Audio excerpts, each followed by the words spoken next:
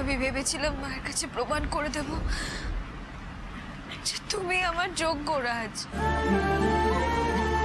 কিন্তু আজ যে তোমাকে ভালোবেসে এতটা কষ্ট পেতে হচ্ছে আমাকে। আমি কি করে বাড়ি যাব, কি করে মুখ দেখাবো মাকে? মা তো আমাকে দেখলেই বলবে যে ঠিক এ কারণে আমি তোকে আগে থেকে সই করিয়ে রেখেছিলাম ওই পেপারটা। শ্রী,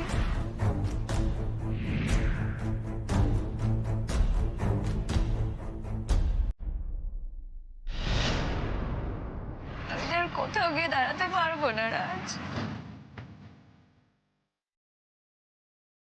কোথাও মুখ দেখাতে পারবো না।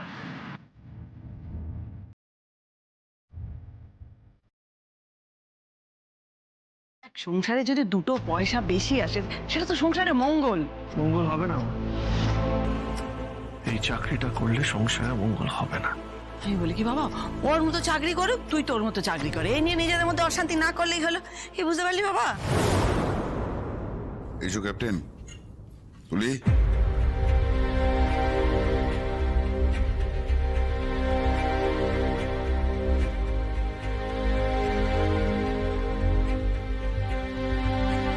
সেই তো বৌদি, কি হয়েছে তোমার? রাস্তায় আমার সাথে কথা পর্যন্ত বললে না, এদিকে এসে শুনলাম তুমি নাকি রাগারাগি করে বেরিয়ে গেছো। বাদল, এই সমস্ত কথা পরে হবে। হ্যাঁ, মাকে ডাক। দাদা কোথায়? দাদাকেও ডাক। দাদা, ও মা, আরে বৌদি এসেছে, তাড়াতাড়ি এসো। মা স্ত্রীকে গিয়ে বলে দেয় এই চাকরিটাও করবে না। দেখ বাবা, আজকে কিছু বলার দরকার নেই, যা বলার যা করার কালকে করবি। এক্ষুনি ভাবলুম আর এক্ষুনি বলে দিলুম, এটা তো হয় না, বুঝতে পারলি তো? বুঝেছি তুমি স্ত্রীকে কিছু বলবে না, ঠিক আছে, তাহলে আমি ওকে বলে দেবো। আচ্ছা বাবা, ও কিন্তু অনেক কষ্ট পেয়ে আজকে বাড়ি ছেড়ে চলে গিয়েছিল। একটু ভালোভাবে বল না, এটা বুঝিয়ে বল। এভাবে কড়া ধমক দিয়ে কথা বলাটা তোর সাজে না। আমি জানি না আমি কিভাবে কথা বলছি বাবা, আমি সত্যি বলছি আমার মাথা চলছে না। কিন্তু সবাই যখন এখানে আছে একটা কথা আমি বলে রাখি, শ্রী এই চাকরিটা করবে না।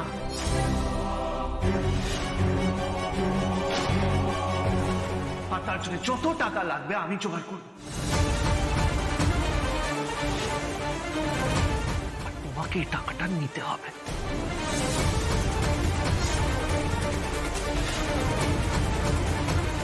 টাকা দিতে হবে মানে? কত টাকা? 5 লাখ টাকা।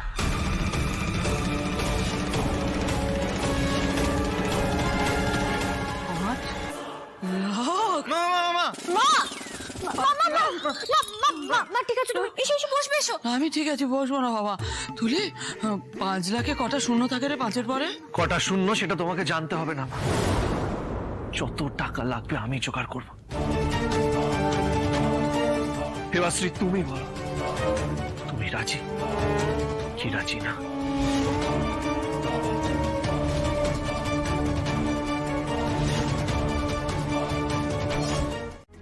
রাজ বাবা, আজকে আর কোনো ঝামেলা করিস নি, যা বলার কালকে বল।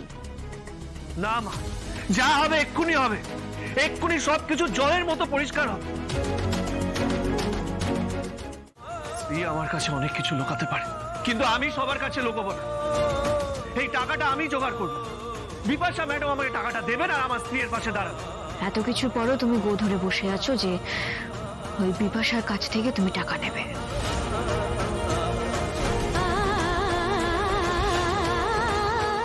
মানে আমি বারবার বারণ করা সত্ত্বেও তোমার মনে হচ্ছে ওই বিপাশা ম্যাডামের কাছ থেকে সাহায্য নেওয়া উচিত।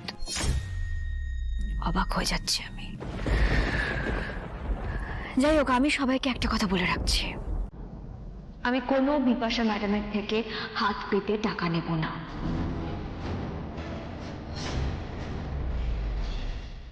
আমার কারোর সাহায্যের দরকার নেই। আমাকে একটা কথা বল, এই 5 লাখ টাকা ওই বিপাশা ম্যাডামের কাছে চাইলেই দেবে? হয় নাকি? মা, ওদের কাছে এই টাকাটা কোনো ম্যাটারই না। আর তাছাড়া ওদের আমায় প্রয়োজন, ব্যাপারটা বোঝার চেষ্টা করো। আর আমি তো কোনো কন্ট্রাক্টে সাইন করছি না, আমি যে কোনো সময় ছাড়তে পারি, এটা ওরা জানে। তোকে আটকে রাখার জন্য এতগুলো টাকা দেবে, আমি তো বিশ্বাস করতে পারছি না। তো আর ছাড়ো না এই সমস্ত কথা।